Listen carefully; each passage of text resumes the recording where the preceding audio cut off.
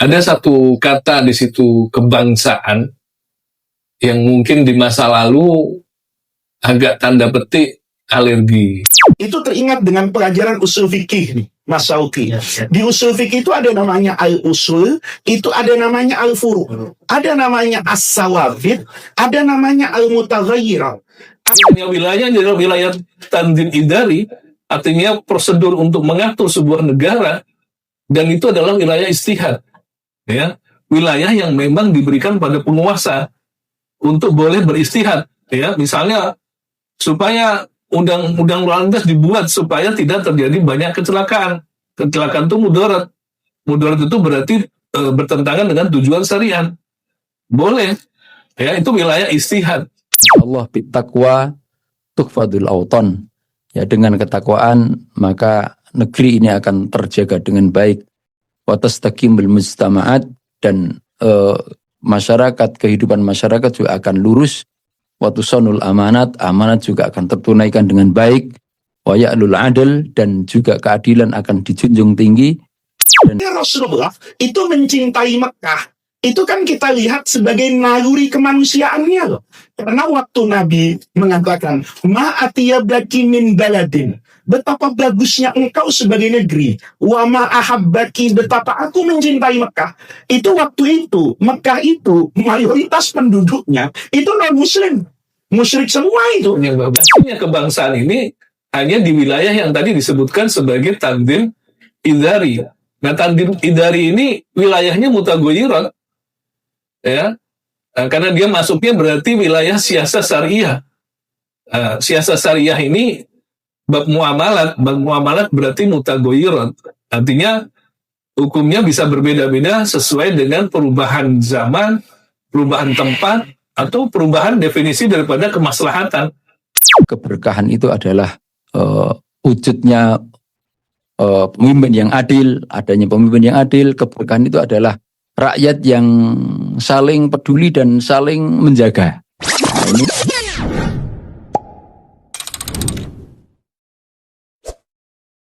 Bismillahirrahmanirrahim. Assalamualaikum warahmatullahi wabarakatuh. Waalaikumsalam. Alhamdulillahirabbil alamin, wassalatu wassalamu ala asrofil anbiya'i wal mursalin wa ala alihi washabihi ajmain.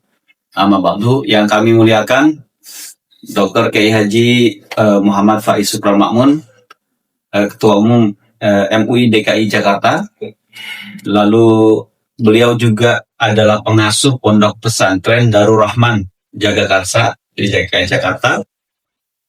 Yang kami muliakan Dr. Kiai Haji Dr. Mustaqim Safar, pengasuh Pondok Pesantren Darus Syahadah Boyolali, Jawa Tengah. Bersama kami juga di sini narasumber pada kesempatan kali ini adalah Ustadz Parawijayanto yang akan bersama-sama kita untuk kajian Ramadan dengan tema hikmah kebangsaan bulan suci Ramadan. Pertama-tama kita bersyukur kepada Allah Ta'ala karena kita masih diberikan kesempatan, diberikan nikmat sehat walafiat, nikmat iman dan Islam, dan alhamdulillah di tengah-tengah kita menjalankan ibadah di bulan suci Ramadan, kita masih bisa menambah hasanah pengetahuan kita melalui kajian di bulan suci Ramadan bersama Rumah Wasatiyah. Rumah Wasatiyah senantiasa melakukan kajian-kajian, baik itu dalam bentuk podcast, kajian live, maupun penyebaran buletin Jumat yang kami biasa sebarkan menjelang hari Jumat, atau biasanya disebarkan itu di hari Kamis kepada seluruh ikhwan-ikhwan di seluruh Indonesia. Pertama-tama tentunya kami ingin menyatakan keprihatinan atas apa yang sedang terjadi, konflik yang terjadi di Timur Tengah. Semoga-mogahan saudara-saudara muslim kita di sana diberikan kekuatan dari Allah Subhanahu wa taala.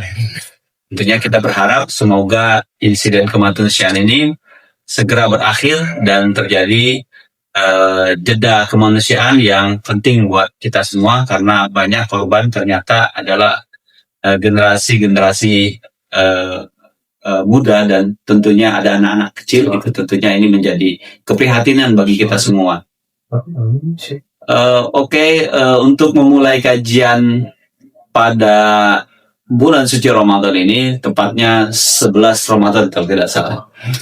Jadi saya nggak ngitungin Ramadan itu, saya nggak pernah ngitung sini tanggal berapa, saya nggak pernah hitung. Tapi 17 Ramadan biasanya kita hitung. Menjelang akhir Ramadan biasanya kita mulai hitung, karena biasanya kita seringkali menunggu datangnya Lailatul Qadar. Biasanya doa yang kita ucapkan, Allahumma innaka afuwun karim tuhibbul afwa fa'fu anna ya karim. Saya mulai dari Ustadz Parawijayanto. Kalau kita lihat nih Ustadz, di bulan suci Ramadan, kalau pemirsa juga baca nih, sekalian saya promosi Kiai.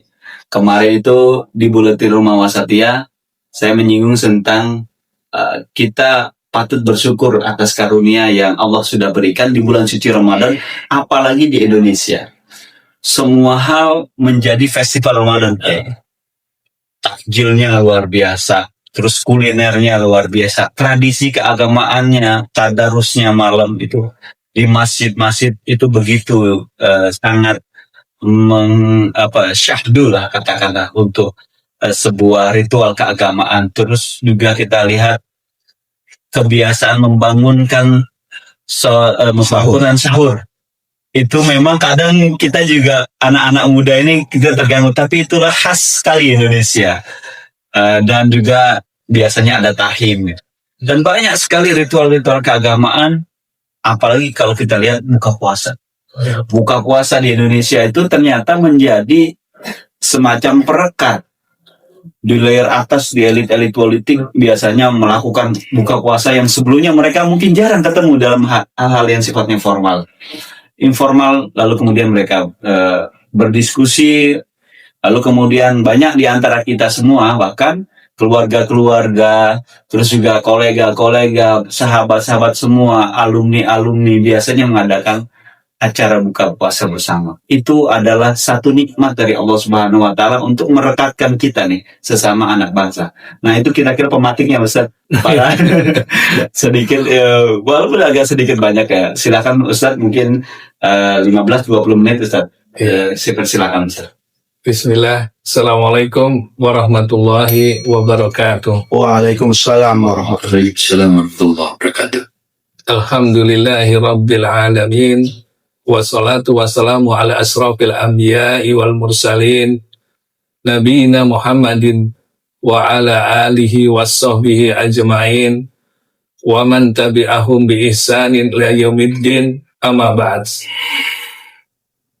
Yang kami hormati Kiai Haji Ustadz Faiz, Pak Saugi, Dr. Saugi, kemudian Ustadz Dr. Mustaqim, dan para asatidah sekalian yang ikut hadir di seluruh Indonesia, dan para ikhwan sekalian, ikhwan fidin rahimakumullah.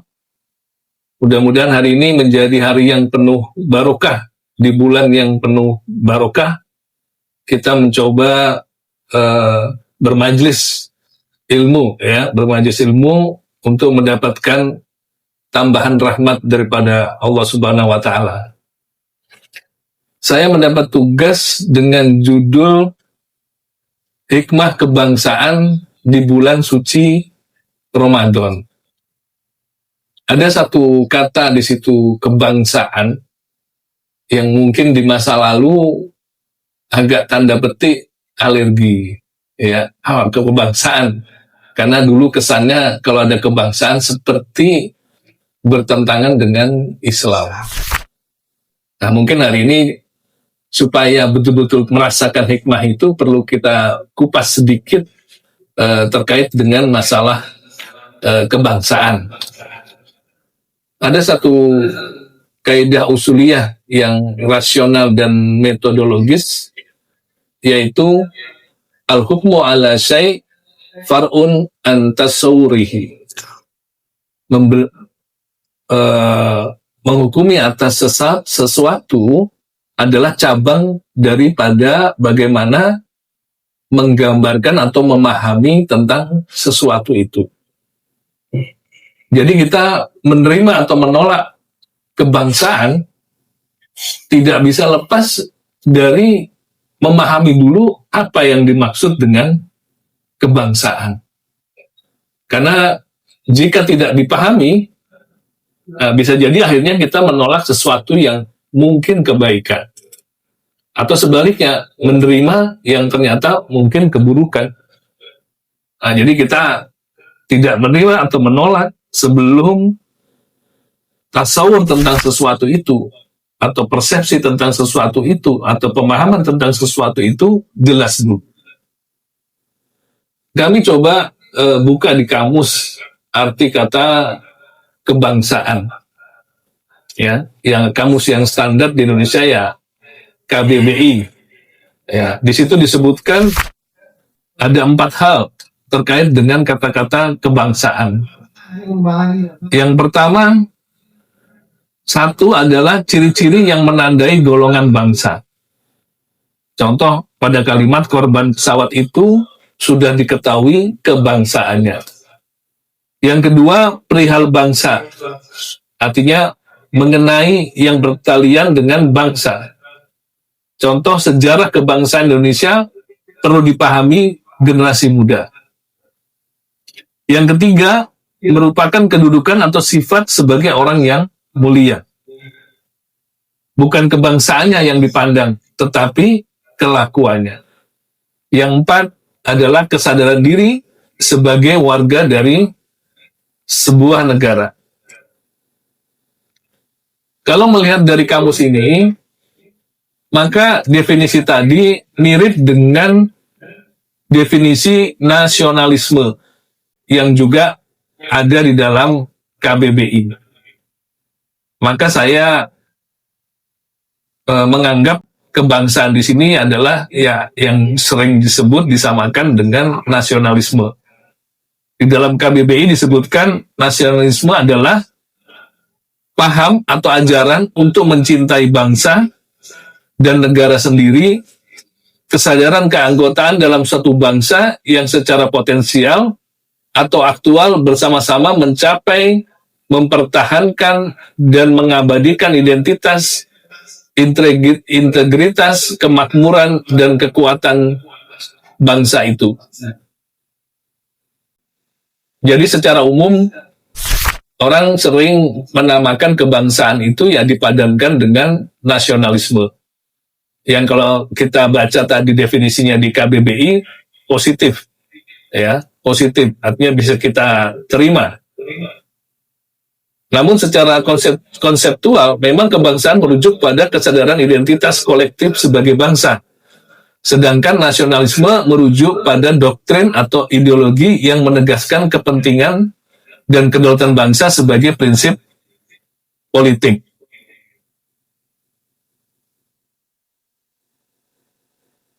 Apakah nasionalisme tersebut termasuk kategori siasa atau intikodi? Hukum asalnya adalah termasuk wilayah siasa, bukan intikodi. Namun bisa bergeser menjadi problem intikodi jika mengalami absolutisasi ideologis. Absolutisasi ideologis artinya adalah menjadikan satu ideologi sebagai nilai mutlak dan tertinggi, sehingga ia tidak boleh dikritik, dikoreksi, atau ditimbang dengan prinsip yang lebih tinggi. Absolutisasi ideologi adalah proses menjadikan satu ideologi sebagai standar kebenaran tertinggi yang tidak boleh ditimbang dengan nilai yang lain. Tentunya ini tidak terjadi di Indonesia, ya, karena di Indonesia kebenaran tertinggi tetap adalah yang didatangkan dari wahyu. Ya, terbukti di Indonesia ini ada Majelis Ulama Indonesia ini, ya kan, yang menunjukkan keberadaan otoritas tertinggi adalah wahyu, ya. Artinya ada Majelis Ulama Indonesia. Sebenarnya pasca kolonialisasi, ya, pasca era kolonialisasi, ya. Jadi nasionalisme mengalami beberapa tahapan, ya, di mana di Indonesia mulai mengkristal ketika masa pasca kolonialisasi, masa penjajahan. Jadi konteks nasionalisme yang berkembang di Indonesia tidak lahir dari romantisme budaya, tapi merupakan lahir dari reaksi terhadap kolonialisme. Ini juga tidak bertentangan dengan agama. Ya, makanya para ulama pada masa sebelum kemerdekaan menggabungkan semangat keagamannya dengan semangat nasionalisme. Karena nasionalisme itu tumbuhnya di era kolonialisme yang akhirnya menjadi ideologi perlawanan dan alat untuk mobilisasi politik. Mengapa kolonialisme memicu nasionalisme? Kolonialisme Eropa abad 19 sampai 20 membawa masalah yaitu eksploitasi ekonomi, diskriminasi rasial, dominasi politik, penghinaan kepada budaya lokal. Yang semuanya ini bertentangan dengan syar'i. Nah, akibat ini muncul kesadaran kita adalah satu bangsa yang tertindas. Identitas kolektif itu tumbuh karena tekanan eksternal. Maka sampai di sini nasionalisme adalah hal yang positif, ya, karena dia akhirnya menjadi trigger untuk melawan penjajahan, ya, trigger untuk melawan penjajahan. Dengan munculnya nasionalisme ini yang dipadukan dengan semangat keislaman, ya, yang memang juga anti pada penjajahan, ya, anti pada penjajahan, anti pada kezaliman, maka terbentuklah generasi para pendiri negara Republik Indonesia ini yang memadukan antara nasionalisme dengan keislaman. Ya, jadi bukan dipertentangkan tapi dipadukan, ya, dipadukan.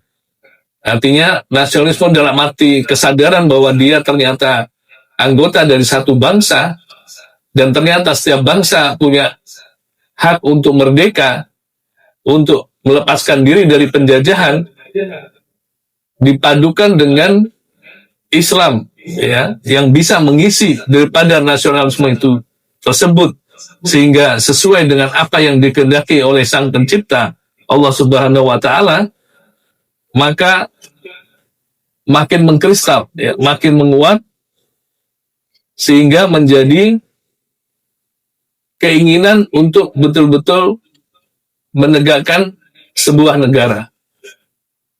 Jadi nasionalisme pada tahap ini menjadi alat legitimasi untuk sebuah negara. Jadi awalnya menjadi ide perlawanan, akhirnya bisa menjadi ide untuk legitimasi sebuah negara. Jadi sampai di sini nasionalisme berarti adalah satu hal yang positif karena pada akhirnya bisa mengantarkan bangsa Indonesia kepada pintu gerbang kemerdekaannya. Dan nasionalisme yang dimulai dari pasca kolonialisme tersebut bukanlah murni menginginkan sikap radikal dan sekuler. Tapi disitulah terjadi pergulatan di antara para pendiri negara ini, di mana para ulama pendiri ini juga memberikan nilai-nilai Islam di dalam nasionalisme itu sendiri. Ya, sehingga meskipun negara yang disepakati tidak menggunakan nama negara Islam dan lebih mengedepankan unsur nasionalisme, tapi warna Islami tidak bisa dipungkiri. Ya, warna Islami tidak bisa dipungkiri. Ruh Islami bisa dirasakan. Negara Indonesia tidak menyatakan memerangi agama. Bahkan agama dimasukkan, dijamin di dalam konstitusi. Nah, artinya nasionalisme sampai pada tahap ini bersifat positif, bisa diterima. Para ulama berhasil mensinergikan antara nasionalisme dengan Islam. Dan sampai hari ini bisa berjalan sehingga terjadi toleransi di antara berbagai macam penganut agama yang ada di Indonesia. Jadi dijamin kemerdekaan beragama di Indonesia, bisa hidup berdampingan secara damai, dan kemudian bahu-membahu untuk mempertahankan negara yang dicintai bersama, disepakati bersama, sehingga terjadilah koeksistensi, yaitu berbeda-beda, tapi bisa hidup berdampingan secara damai. Jadi nasionalisme, jika dipahami sebagai loyalitas tertinggi mengalahkan agama, maka itu tidak bisa diterima. Kemudian bangsa menjadi sumber halal haram, itu tidak bisa diterima. Identitas nasional menggantikan identitas iman, tidak bisa diterima. Solidaritas nasional digunakan untuk menolak solidaritas umat, tidak bisa diterima. Tapi jika 1, 2, 3, 4 tadi tidak terjadi, artinya masih ada tempatnya, maka nasionalisme yang seperti itu masih bisa diterima. Karena berarti tidak bertentangan dengan konsep ummah yang dalam Islam adalah berdasar ikatan iman, solidaritas akidah, dan kesatuan normatif berbasis wahyu. Jadi jika nasionalisme dipahami sebagai satu ikatan kewarganegaraan administratif, kerangka politik hidup bersama, alat menjaga stabilitas dan keamanan, dan tidak menabrak nas yang qot'i, maka bisa diposisikan sebagai tanzim idari siasi. Artinya hanya bersifat administrasi, pengaturan administrasi dan politik, bukan pengganti akidah. Bukan pengganti akidah. Jika seperti ini, maka nasionalisme bisa diterima. Dengan warga negara yang plural, yang beraneka ragam, yang ikut memperjuangkan kemerdekaan Republik Indonesia ini juga beraneka ragam, maka prinsip nasionalisme ini sangat penting. Ya, sangat penting, dan ini yang membuat sampai hari ini Indonesia menjadi negara yang dinilai memiliki nilai toleransi yang sangat tinggi terhadap perbedaan. Baik perbedaan suku, perbedaan agama, ya, perbedaan tingkat dalam masyarakat. Artinya hidup berbeda-beda, tapi tetap satu. Jadi disinilah kita perlu mensyukuri, karena secara konsep terjadi sinkronisasi antara nasionalisme dengan Islam. Dan ini yang harus kita jaga, harus kita pegang kesepakatan bersama, agar kita tidak terseret kepada konflik-konflik yang pada akhirnya mengorbankan persatuan yang sudah terbentuk dengan semangat nasionalisme yang tinggi. Kalau kembali kepada hadis Nabi,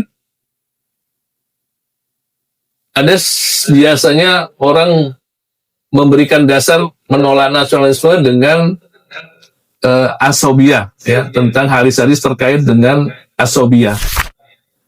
Ya, jadi dari Nabi SAW menyatakan, laisa minna man da'a ila asobiyah, wa laisa minna man qatala ala asobiyah, wa laisa minna man mata ala asobiyah. Tapi hadis ini tidak boleh dibaca sendirian, harus dilengkapi dengan penjelasannya. Ya. Jadi para sahabat ketika bertanya, "Ya Rasulullah, mal asobiyah?" Dijawab oleh Rasulullah SAW, "Antu'ina qaumaka ala dzulm." Jadi asobiyah adalah engkau menolong kaummu dalam kezaliman.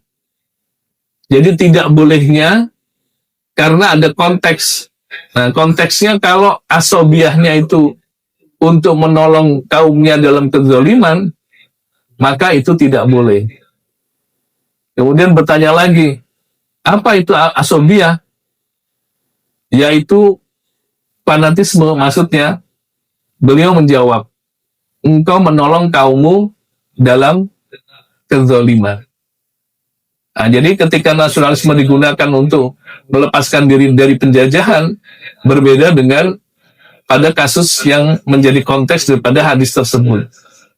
Nah, artinya ketika nasionalisme bisa membangun sebuah negara yang bisa memberikan kebebasan dalam beragama, memberikan rasa toleransi dalam beragama, dan bisa melaksanakan ibadah dalam beragama dengan baik, maka itu adalah nasionalisme yang tidak bertentangan dengan Islam. Mungkin demikian dari kami. Hikmah daripada nasionalisme atau kebangsaan yang jika kita tentukan, kita perlu syukuri, ya, dan perlu kita rawat, ya, agar negara yang kita cinta ini tidak kembali direbut oleh penjajah, ya, oleh orang asing dari di luar negara kita. Demikian kami kembalikan kepada host. Terima kasih Ustaz Para. Banyak sekali yang sudah beliau sampaikan. Ada beberapa hal penting terkait dengan kebangsaan ini yang beliau sampaikan, dan kita kontekstualisasikan di bulan suci Ramadan ini, bahwasanya Rasulullah juga mengajarkan soal itu. Lalu kemudian nasionalisme ini adalah merespon, ya Ustaz, ya, merespon kolonialisasi yang terjadi di masa lalu. Dan tidak bisa kita lupakan peran para ulama. Jadi Ustaz sampaikan peran para ulama itu sangat penting ternyata dalam menjaga negara ini, menjaga bangsa ini, dan ternyata juga banyak hal yang kemudian masuk dalam, ya, norma-norma keislaman, Kiai, itu masuk dalam kodifikasi hukum Indonesia secara formal. Nah, itu banyak sekali sekarang kita temukan. Contoh seperti undang-undang produk halal, itu tidak salah, itu masuk, harus ada sertifikasi halal. Kita bergeser ke Boyolali. Mudah-mudahan cuaca di Boyolali baik ya. Di Jakarta ini dari tadi menjelang zuhur hujan, Ustaz Mustaqim. Kalau kemarin saya sempat datang ke Boyolali itu disambut hujan yang cukup deras. Mudah-mudahan sekarang sudah cerah. Silakan Ustaz, kami persilakan. Cuacanya cerah, alhamdulillah. Alhamdulillah. Mudah-mudahan hati kita secerah cuacanya hari ini. Baik, bismillah, assalamualaikum warahmatullahi wabarakatuh. Alhamdulillah ala nikmati taufik wassalatu wassalamu ala rasulil hadi ila aqwamit thoriq, amma ba'd. Yang kami takzimi para narasumber, beliau Kiai Haji Dr.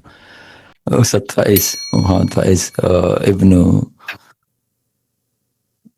Kiai Sukron Makmun, Masya Allah. Saya sangat menggemari dan banyak mengikuti ceramah-ceramahnya Kiai Sukron Makmun, Masya Allah. Alhamdulillah saat ini bisa bersama putranya, jazakumullah khairan.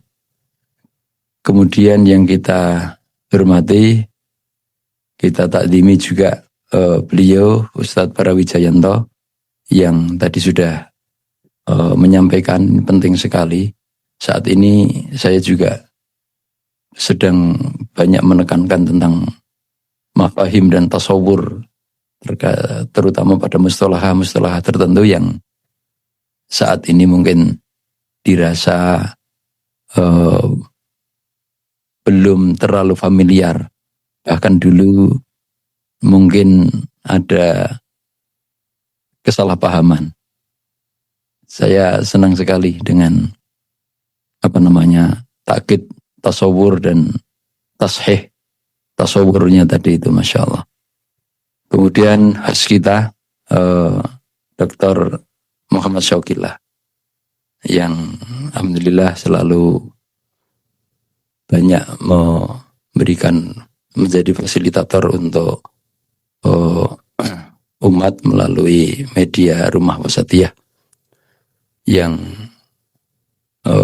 acara-acaranya sangat memberikan pencerahan insya Allah. Dan juga para peserta yang melalui Zoom dari berbagai penjuru Nusantara, hewan-hewan, ahwat-ahwat, juga para aktivis dakwah dan aktivis pendidikan. Alhamdulillah kita bersyukur. Jadi pada kesempatan kali ini idealnya saya bisa bersama-sama sowan di Rumah Wasatiyah, ya, ketemu dengan para kiai, ya. Tapi karena keterbatasan kita memanfaatkan kemudahan media ini. Kita akan bicara tentang masih sama, tema besarnya adalah tentang hikmah Ramadan dari dalam konteks kebangsaan, ya. Kemudian kami dalam kesempatan kali ini mungkin ingin mengangkat tentang bagaimana Ramadan ini sebagai momentum transformasi diri dan loyalitas kebangsaan. Jadi transformasi itu mesti selalu kita lakukan. Taghyir dalam artian, perubahan dalam artian menuju yang lebih baik, menuju yang lebih sempurna, menuju yang lebih baik, lebih kuat, ya. Dan ini menjadi semacam karakter orang yang mukhlis atau orang yang shadiq.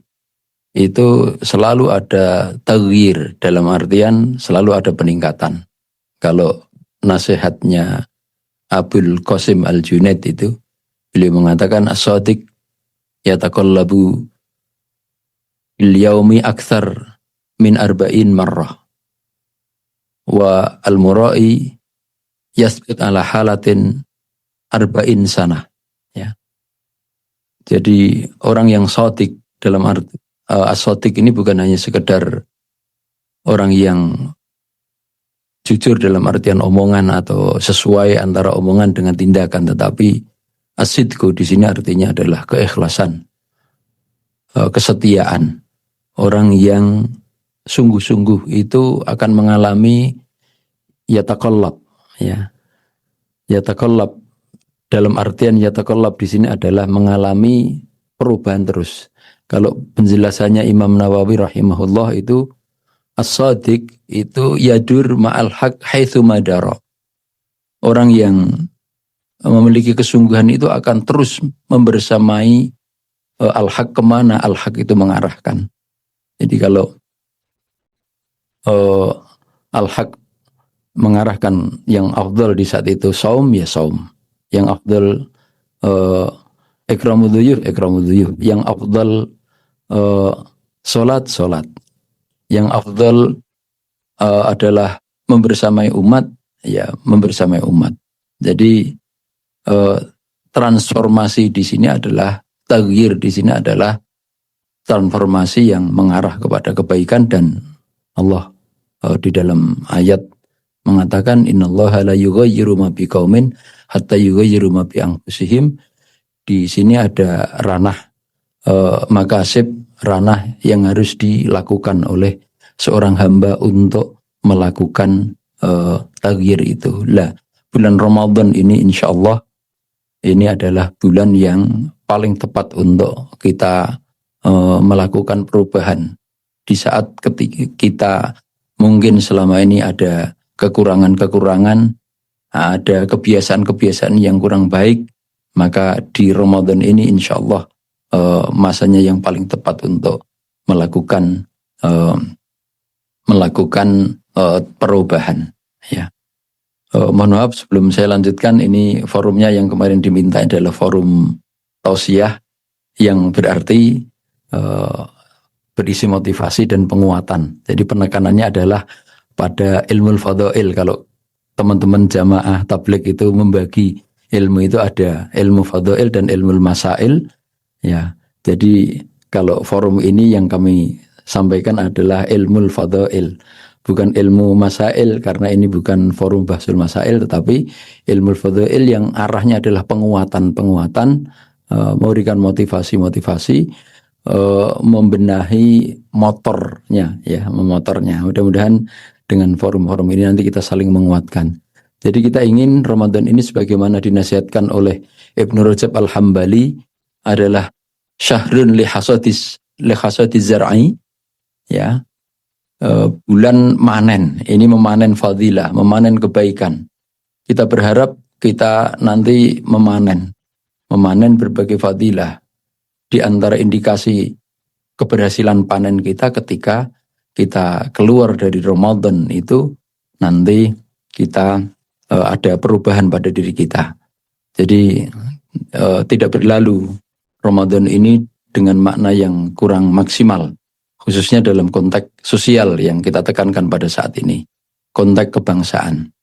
Jadi kita ingin menekankan tentang makna Ramadan dengan berbagai amalan yang diwajibkan dan dianjurkan di dalamnya, dengan segala fadilah dan keberkahan di dalamnya, serta dampaknya pada kehidupan kesolehan sosial dalam konteks berbangsa dan bernegara, baik bagi hukam, para pengelola, ya, para penguasa bangsa ini, negara ini, maupun mahkum, ya, para rakyat, ya, semuanya berusaha untuk mengambil hikmah sebesar mungkin dengan madrasah Ramadaniyah yang Allah Subhanahu wa taala siapkan untuk hambanya ini.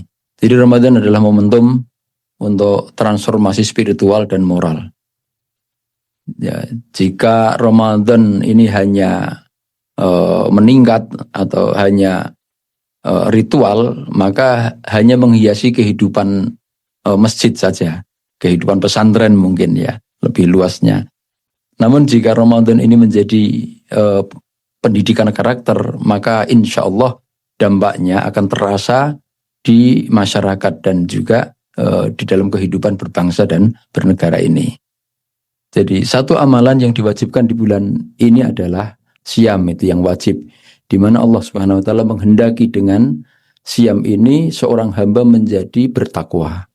Sedang takwa kita sadari adalah sebagaimana dijelaskan oleh Imam Ghazali di dalam Ihya-nya, beliau mengatakan at-taqwa aslu kulli khair.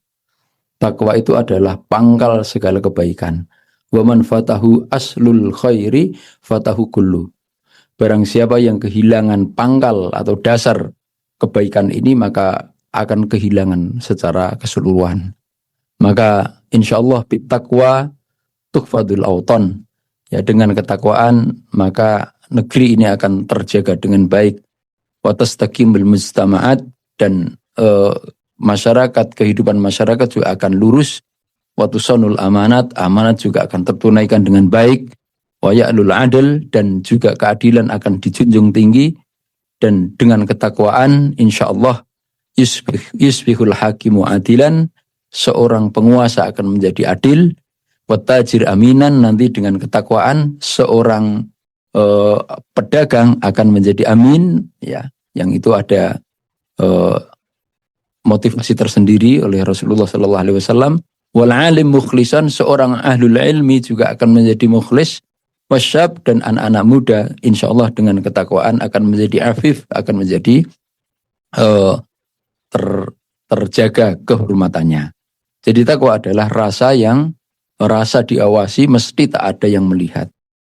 Ya, takwa adalah takut berbuat curang meski peluang terbuka lebar, bukan karena tidak ada kesempatan, tapi ya, kalau ada ketakwaan meskipun ada peluang untuk melakukan kemaksiatan, tetap bisa membawa diri. Dan takwa adalah dalam konteks mungkin kehidupan kita, ya, mungkin yang itu menjadi problem, ya, banyak dalam kehidupan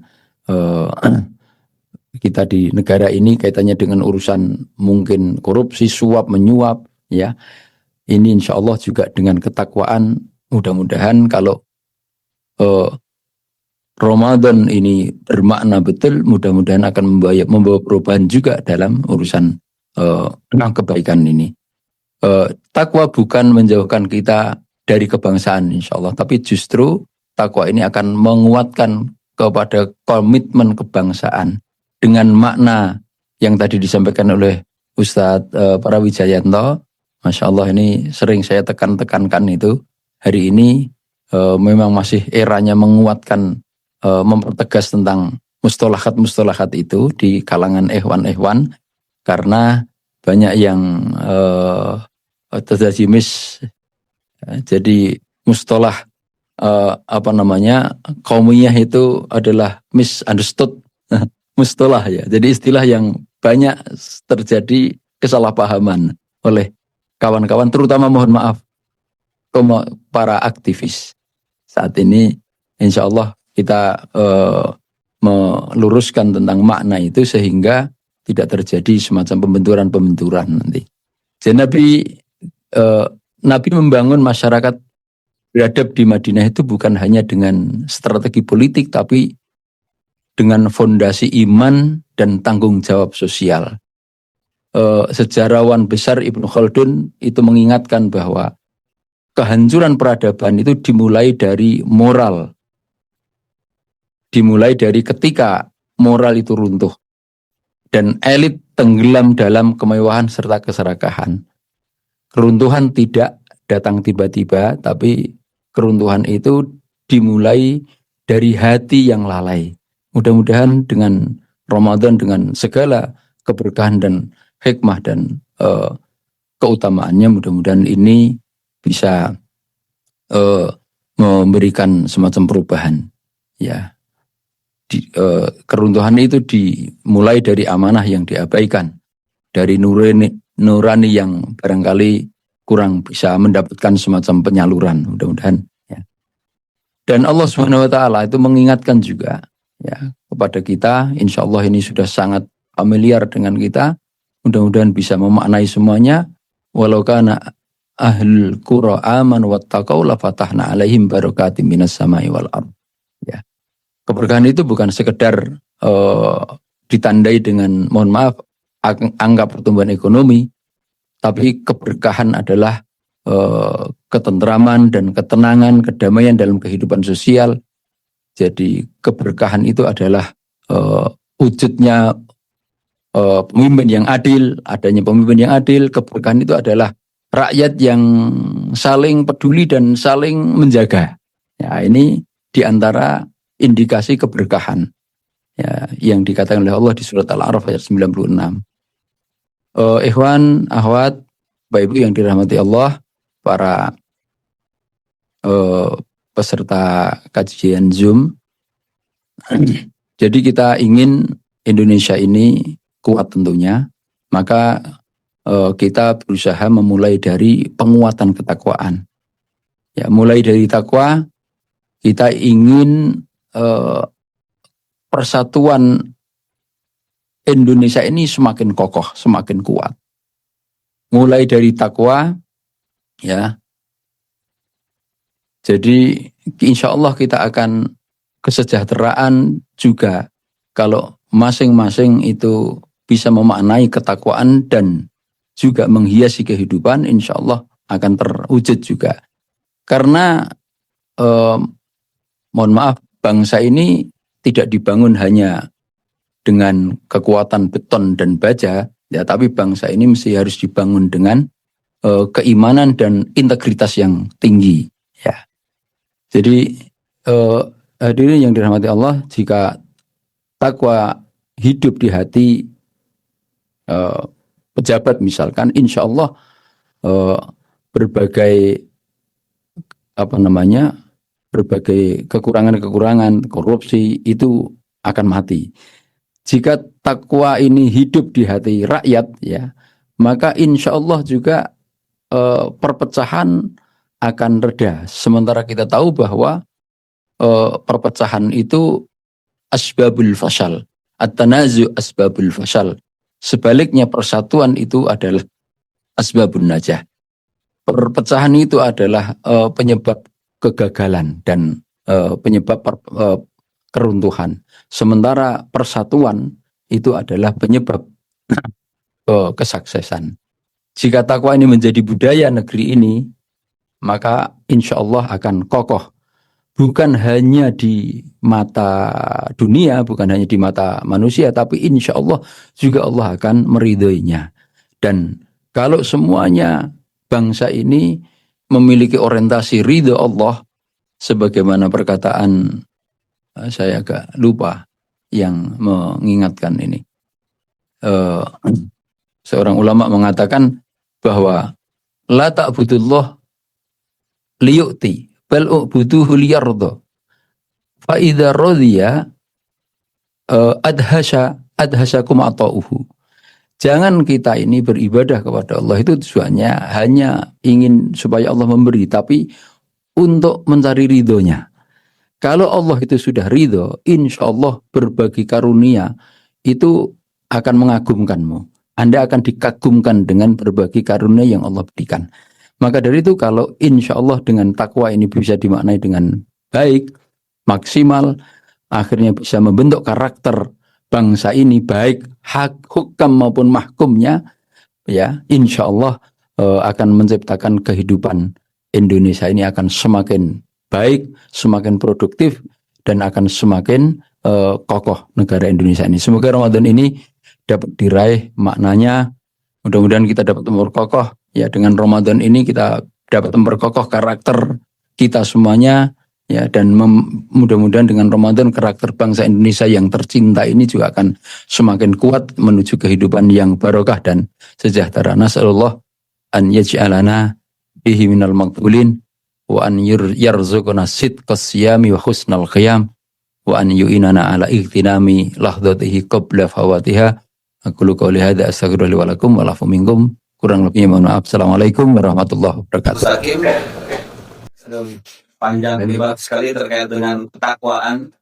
Beliau itu mengatakan bahwasanya kalau kita bertakwa itu pancaran ketakwaannya bukan hanya pada dimensi individual saja harusnya, tapi memancarkan pancaran takwa itu ke seluruh umat manusia, dan tentunya hal-hal yang sebetulnya kurang baik gitu ya, itu lalu ditinggalkan gitu. Praktek-praktek misalkan perbuatan yang tidak selayaknya seperti beliau menyampaikan korupsi gitu ya, itu selayaknya tidak ada kalau memang penghayatan atas ketakwaan itu betul-betul masuk dalam nurani setiap individu yang memang menyatakan dirinya bertakwa kemudian dalam konteks keislaman berpuasa di bulan suci Ramadan. Terima kasih Ustaz, sangat bagus sekali apa yang beliau sampaikan, sangat dalam sekali pemaknaannya bagi kami. Kita coba bergeser dulu ke narasumber selanjutnya, Kiai Haji Faiz Sukron Makmun. Saya tidak memperkenalkan, karena untuk teman-teman Ikhwan itu sudah sangat Iya. dikenal gitu.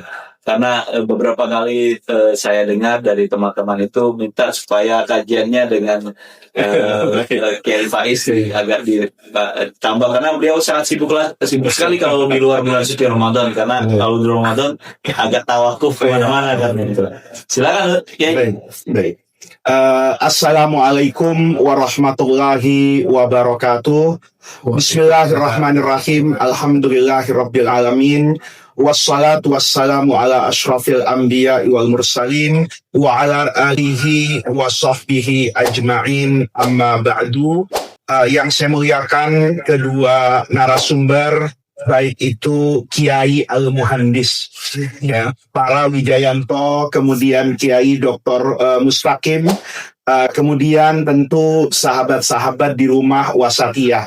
Saya karena yang ketiga ini, Mas Sauki, senang sekali. Saya betul-betul merasa masa depan Indonesia dan umat Islam ini luar biasa mendengar pemaparan dua narasumber kita tadi.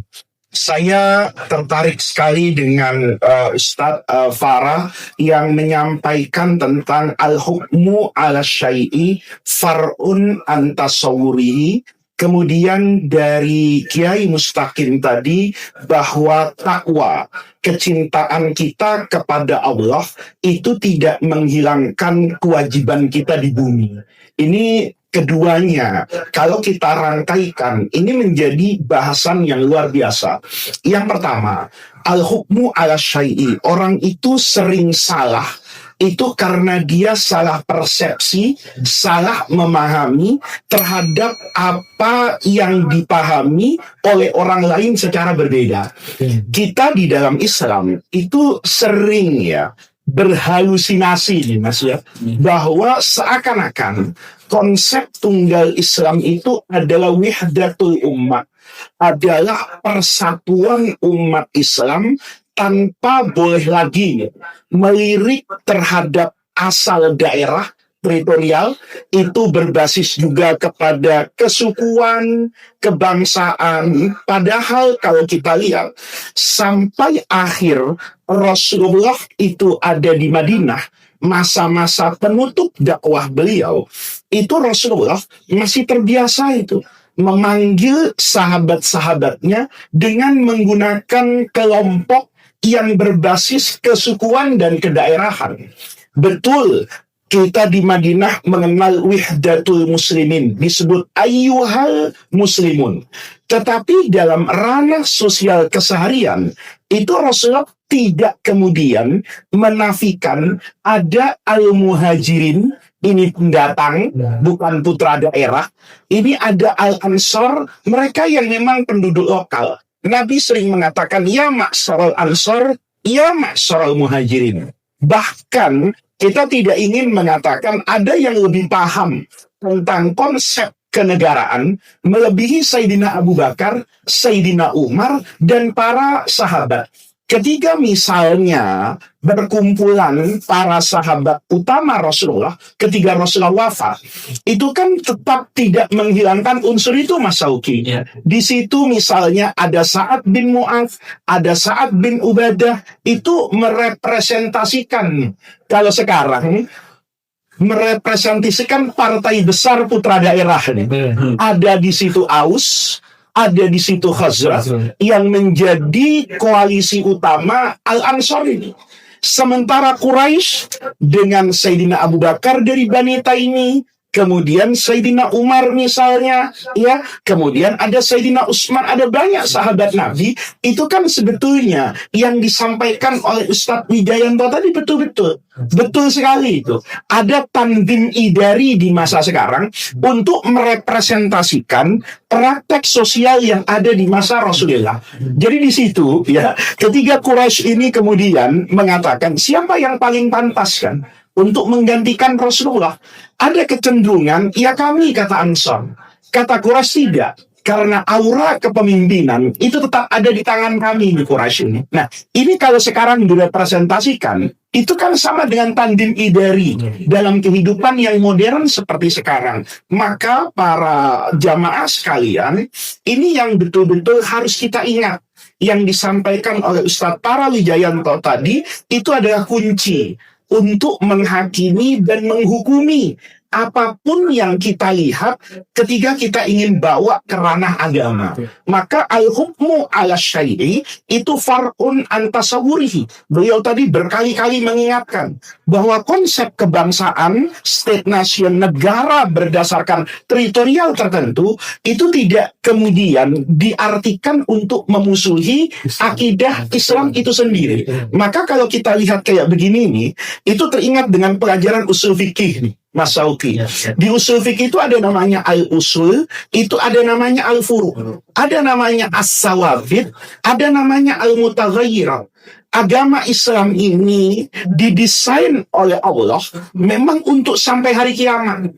Karena untuk sampai hari kiamat, maka agama ini fleksibel banget nih. Contoh misalnya, sholat. Rasulullah itu tidak membahas sholat secara luas.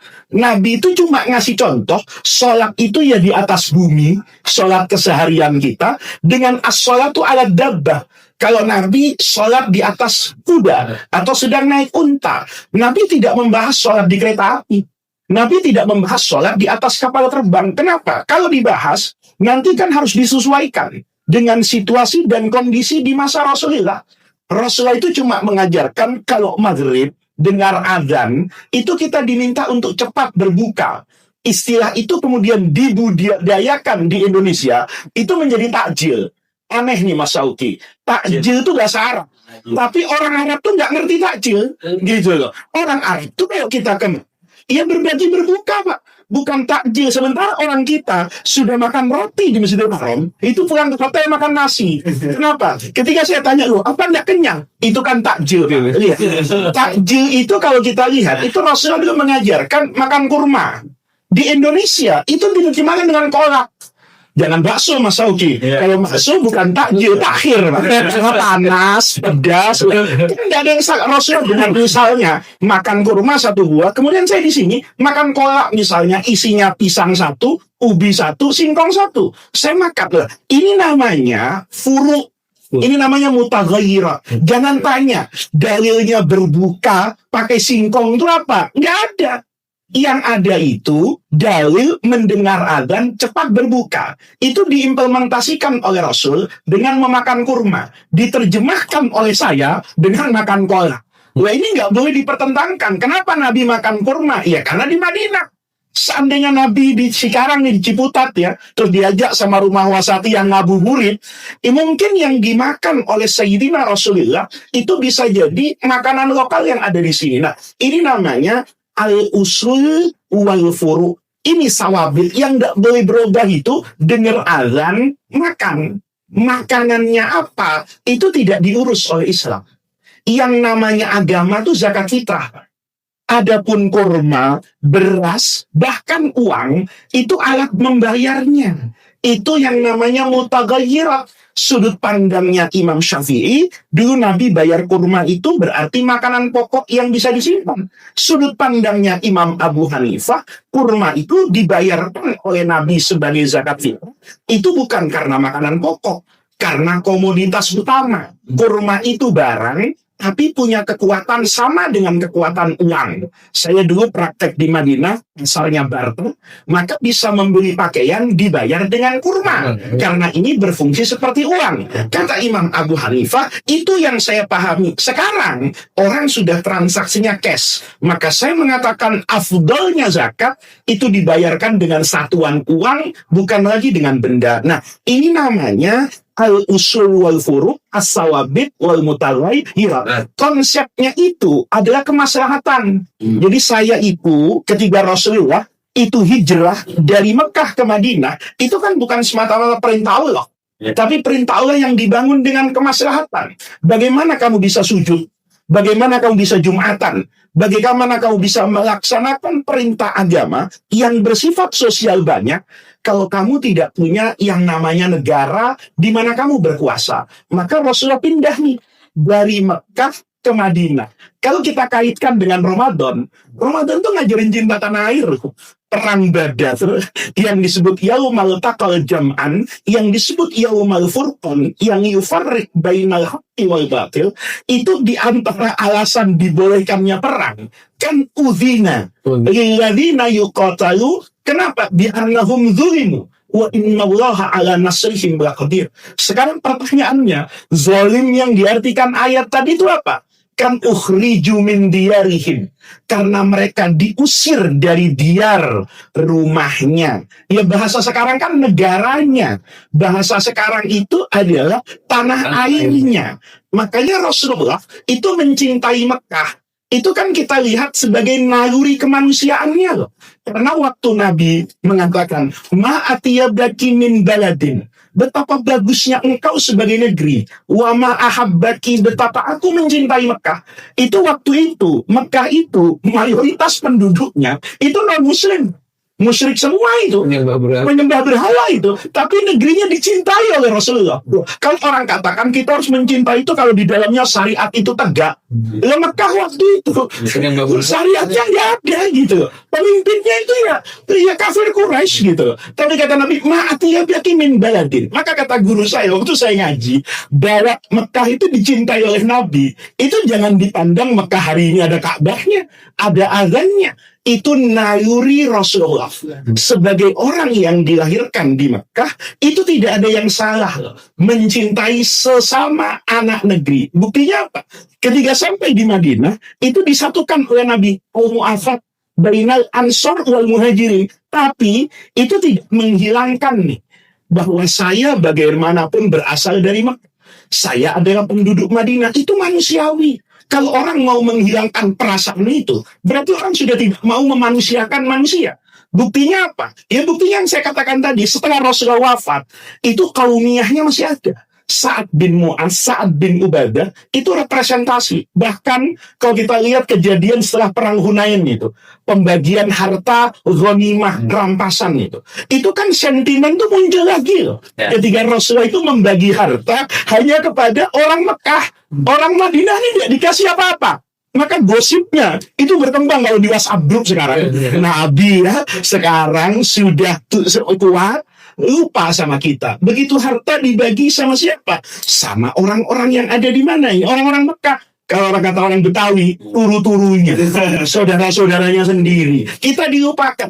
Ini menunjukkan bahwa itu sangat manusiawi. Ansor yang dikatakan di dalam ayat Al-Quran, walladzina tabawwa'ud dara wal iman. Mereka bukan cuma buka tanah Madinah loh untuk kaum muhajirin itu, bukan hatinya. Dulu kan kita tahu kan ada hukum waris sesama mu'afa. Bahkan ketika masih jomblo datang ke Madinah, itu dinikahkan loh sama orang Madinah. Cintanya Ansor seperti, tapi kecintaan Ansor terhadap saudaranya muhajirin itu tidak pernah mengikis habis perasaan saya orang Madinah dan Anda pendatang dari Makkah. Karena itu manusiawi. Maka ketika kita lihat konsep kebangsaan yang pertama kali itu cinta tanah air. Itu terjadi di bulan Ramadan. Cintamu terhadap puasa. Ini kan puasa Pak. Mestinya ada tarawih nih. Mestinya ada pengajian ini. Sama Nabi diajak untuk apa ini? Perang loh ke badan nih. Itu yang saya katakan tadi. Nasihat Kiai Mustaqim itu luar biasa. Bahwa untuk menjadikan manusia itu muttaqin, soleh, beriman, baik, itu tidak urusan hablum minallahnya saja, tapi minan nas, tanggung jawab untuk membentuk negara yang adil, ya, amar ma'ruf nahi mungkar. Ini semuanya Mas Syauqi ya dan para jamaah itu dibangun di bulan Ramadan. Yang kedua yang ingin saya katakan, Ramadan tuh kebangsaannya apa? Masya Allah. Orang tuh kalau belajar tentang Ramadan, itu negeri kita ini beres. Tadi kan Kiai Mustaqim tuh sering bilang, urusan kita ini banyak tidak beres itu. Itu karena tidak bisa menghayati makna takwa yang diinginkan oleh Ramadan. Kenapa korupsi terjadi? Ya karena imannya ditinggal di rumah, Pak. Tidak dibawa ke kantor. Sementara ibadah puasa, itu mengajarkan kita selalu ma'iyatullah kan. Saya hari ini misalnya di kamar tertutup Mas Auki, kan kalau mau minum bisa. Tapi aneh, tidak kita lakukan. Karena puasa itu mengajarkan ibadah yang paling tulus dalam kesunyian tanpa tepuk tangan. Orang sholat kelihatan gerakan sholatnya. Orang zakat tuh kedengeran terima kasihnya orang miskin kayak yang ngasih zakat. Tapi puasa nggak ada. Orang merasa, hebat dia puasa nih. Karena nggak ada yang tahu. Nah, ini kalau kita lihat, bawa ke kebangsaan, ingat ceramahnya Kiai Zainuddin MZ. Ya. Kata Kiai Zainuddin MZ, penyakit bangsa ini kutil, kurang teliti. Iya kan, kutil, kurang teliti. Yang kedua kudis, kata beliau itu, kurang disiplin. Yang ketiga biangnya itu kuman, kurang iman. Coba puasa nih ya, tanpa saya harus berpanjang kalap. Ngajarin kita apa? Teliti.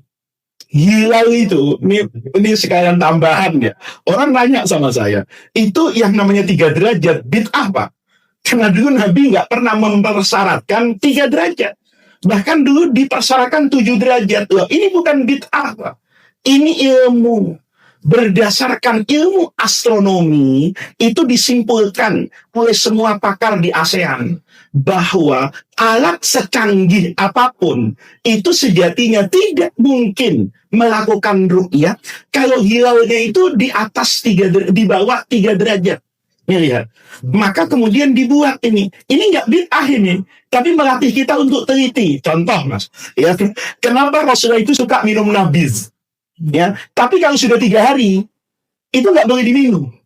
Lihat nih. Kemudian nanti majelis ulama di Indonesia itu hati-hati, tidak ada toleransi terhadap alkohol, harus 0%.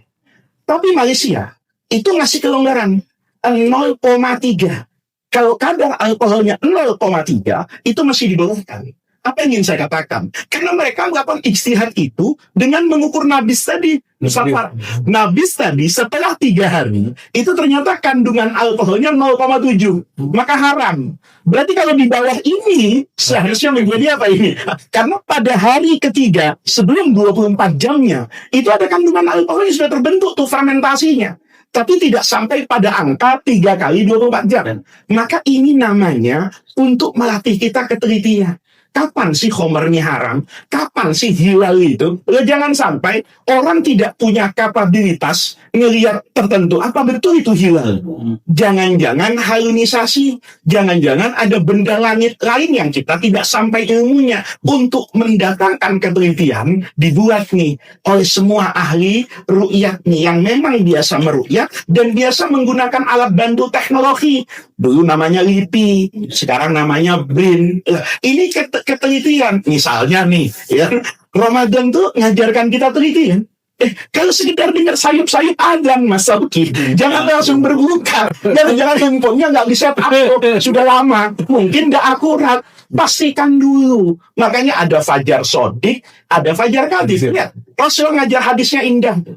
Kalau masih fajar kazib, kalian dengar Bilal ini adzan, maka kulu washrobu. Ini jangan sholat. Nggak boleh sholat subuh maksudnya. Yeah. Tapi nanti kalau Ibnu Ummi Maktum radhiyallahu anhuma ini sudah dengan Bilal ini sudah berpasangan adzan, kata Nabi, kamu amsiku, jangan makan, jangan minum, dan sholat subuh.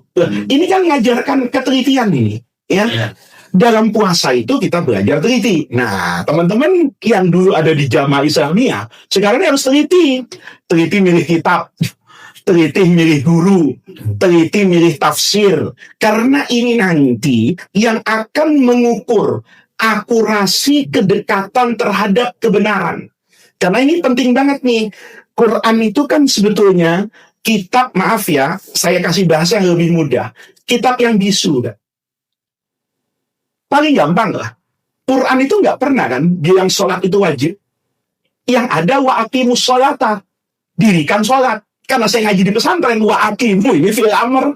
Usul fikihnya bilang al aslu fil amri lil wujub. Prinsipnya semua perintah itu wajib sampai datang bukti lain yang menurunkan ini dari wajib sampai sunnah, atau bahkan yang asalnya dipahami perintah malah jadi larangan. Kayak Nabi bilang, "In lam tastafi, kalau kamu tidak punya malu, fasna masita." Buat aja yang kamu mau.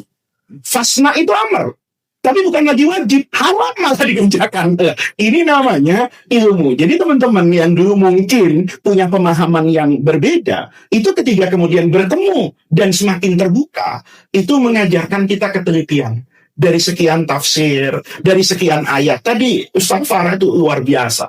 menghadis asobiyah itu yang sering dijadikan dalil orang. Itu kan kata Nabi, asobiyah itu bukan saya mengaku Jawa, bukan Mas Sauki mengaku Indonesia.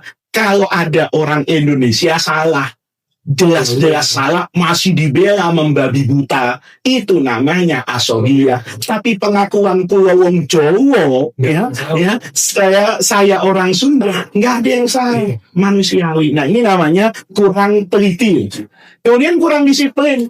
Nih, disiplin ini kadang-kadang mohon maaf nih, kita ikut agama itu bukan ikut kebenaran, tapi ikut afiliasinya, gitu loh. Ya, kalau sudah katanya, nah ini sudah nih ya, kalau sudah saya ngajinya sama si A, asal katanya, ya nggak disiplin dia, padahal nggak lihat dulu, ini orang apa rekam jejaknya, kalau dia menafsirkan agama, kitab hasil karyanya, atau sudah berapa lama ngajar di masjid, kan begitu. Nah, kedisiplinan dan ketelitian ini luar biasa, kita disiplin loh, ya, disiplin makan, ya kan, kita lihat tempe Pak, siang ini, ya haram. Di sini tahu gitu tempe, siapa yang mengharamkan tempe itu? Tapi karena perintah disiplin, sebelum maghrib nggak dipegang, ya nggak dipegang. Nah, ini kalau kita bawa ke kebangsaan ini, masya Allah, disiplin betul. Disiplin itu di mana? Nih, kalau kita lihat institusi negara itu kadang-kadang membantu Mas, untuk kita menafsirkan agama. Saya beberapa waktu yang lalu itu saya kumpulkan panitia zakat di masjid-masjid musola sekitaran Jagakarsa kampung saya Pak, di Jakarta Selatan. Saya tanya, kamu bagi zakat tuh asumsi miskin tuh apa? Asumsi itu nggak ada yang benar Pak. Karena saya kasih tahu saya ke rumahnya punya motor, nggak saya kasih. Sejak kapan orang punya motor itu jadi orang kaya? Coba, seandainya kita disiplin buat kriteria ikut BPS Pak.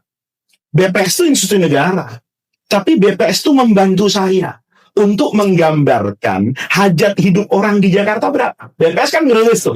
Ya, kalau makanya ada UMR, Pak. UMR itu kan basisnya kebutuhan. Kalau ada orang penghasilannya 5 juta, ya, hidupnya mohon maaf nih, dekat sama Kiai Mustaqim di Boyolali, di kaki Gunung Merapi misalnya, yang di situ taman masih banyak, punya empang, sungai ada ikannya, 5 juta kaya.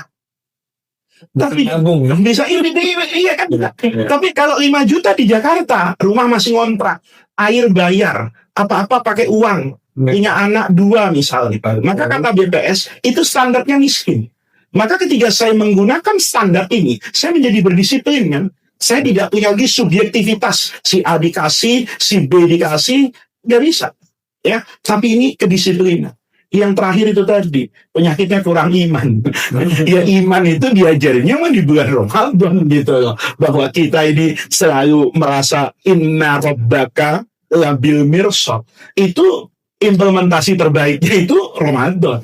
Ya kita kan kalau Ramadan tuh jadi baik betul ya. Disenggol orang ini so'im. Kan gitu. Itu kenapa? Ya karena inna rabbaka labil mirsad. Allah tuh maha mengintai. Ya kan? Ada raqib, ada atid. Allah yang maha tahu. Nah yang seperti ini nih para jemaah sekalian. Kalau kita kemudian menjadi arif, kita akan memaknai betapa ibadah di bulan Ramadan ini memberikan kontribusi besar terhadap kebangsaan kita. Begitu kira-kira Sohibul Majlis ini Rumah Wasatiyah yang bisa saya sampaikan. Mudah-mudahan silaturahmi kita nih secara berjamaah ini bisa terus terjaga ini. Amin. Ya, di masa-masa yang akan datang saya bahkan dengan senang hati kalau ada kajian bulanan sama-sama membahas dan saling belajar, saling memahami, ini luar biasa sekali. Terima kasih. Assalamualaikum warahmatullahi wabarakatuh. Waalaikumsalam warahmatullahi wabarakatuh. Kita masih ada waktu. Terima kasih Kiai atas apa yang tadi sudah diberikan berkenaan dengan muhajirin dan ansor harus seperti apa. Rasulullah ternyata punya rasa kebangsaannya juga. Saya dilahirkan di Mekah, walaupun beliau sudah bergeser ke Madinah, tapi beliau masih punya rasa saya ini orang Mekah gitu ya. Jadi itu hal yang biasa yang tidak boleh kata Kiai Pas adalah saya ini orang Mekah, saya ini orang Indonesia. Ketika ada orang lain sama secara dari mananya gitu, asalnya, lalu kemudian ketika dia salah kita bela mati-matian, membabi buta, itu yang tidak boleh. Asobiyah tadi yang disampaikan oleh Ustaz Parawijanto. Kita masih ada beberapa menit ke depan untuk ya mudah-mudahan Kiai Faiz masih Siap. bisa bersama Bisa, kita, bisa. Ustaz Farah dan Ustaz Mustaqim. Saya persilakan untuk mungkin para pemirsa yang ingin menanyakan atau berkonsultasi, menambahkan ya kalau ini sudah Sayyul A'zam di Silmas ini. Silakan untuk bertanya, raise hand saja, nanti kami akan bukakan mic-nya. Izinkan mic-nya. Di beberapa kawasan sudah masuk waktu asar, mungkin ada yang Timur udah masuk waktu asar. Persilakan untuk sholat dahulu. Nah, ini ada 2 partisipan raise hand. Persilakan dibuka ininya, Mas Wahyu, Mas Rizky. Ini sholat asar tuh. Nah, ini mungkin yang raise hand. Silakan yang raise hand dibuka. Silakan yang raise hand. Baik Ustaz, terima kasih Ustaz waktunya. Ada 2 pertanyaan dari kami. Saya Zaini dari Boyolali, Ustaz. Pertanyaan pertama kepada Ustaz Farah, tadi menyampaikan terkait nasionalisme, Ustaz. Dalam diskursus keislaman kontemporer itu terjadi semacam ketegangan epistemologi antara al-hakimiyah yang dihasung oleh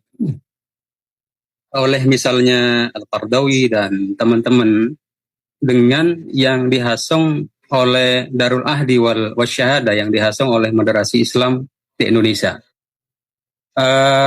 Bagaimana Ustadz menganalisa bahwa sebenarnya al-wataniyah atau meminjam istilah yang dipakai oleh Wahbah Zuhaili, al-wataniyah itu sebenarnya menjadi jembatan teori bahwa cinta kepada tanah air atau nasionalisme itu bukan sebuah sikap dari jahiliyah modern, tetapi dia merupakan manifestasi dari apa yang disebut dengan Mitsaqon Ghalidho.